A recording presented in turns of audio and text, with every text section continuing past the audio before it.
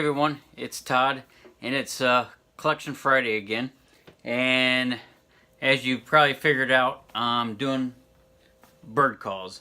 And well, actually, all sorts of different calls. I also got a rabbit distress call that's not out here, but back in the day, back in the early 70s, hunting was a big thing with our families, especially at Thanksgiving time. And my dad was a avid hunter like most people. Used to go rabbit hunting mostly and pheasant hunting, but he also would go duck hunting with the guys. And he had this actual call, and this is what I grew up with. It's a fox, and I used to remember playing with this as a kid, blowing it all the time, annoying my dad.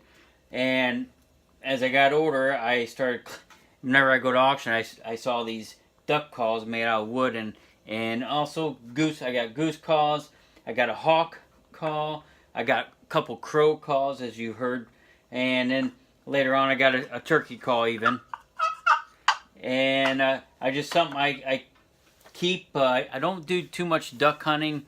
I did as a teenager, and I just never had the opportunity really to go out to a source of good duck hunting. But I love the duck calls. I love the idea of going out hunting. Just something about that time of year that reminds me. It used to be really a big thing with families, and especially at Thanksgiving time. And so it's just one of those reminders as a kid what I did with my dad, and a lot of people did with their grandfathers and fathers. But the duck calls, my kids love to blow on them. And like I say, there's all sorts of different reasons for different calls. Crow hunting used to be a big thing, and you don't see too many people hunting crows anymore like they used to. So I got two of them. But teals and hawks, predator calls for different reasons if you're out hunting coyotes and stuff like that. But anyway, I thought I'd share I did some close-ups. I'll share with those close-ups with you. But I don't do too much with them. They probably need oiled up. But I love the way they look. A lot of them are hand-carved. The older ones are handmade. And just, they're really a neat item if you like the woodworking and the history behind some of these calls. I mean, they really are kind of a hit-and-miss made item. I mean, they test them out before they used to send them out. And those experts that would know what they should sound like, they're the ones that determine if it's a good call or not.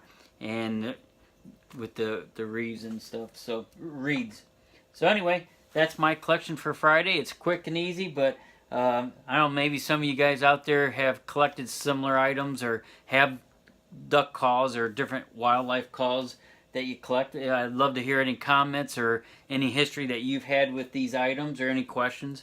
I'd be glad to answer them, but they are a really neat item, I think, to collect. They're harder and harder to find, and some of the guys out there, they pay a lot of money for these calls now. So anyway, thanks guys, have a great weekend.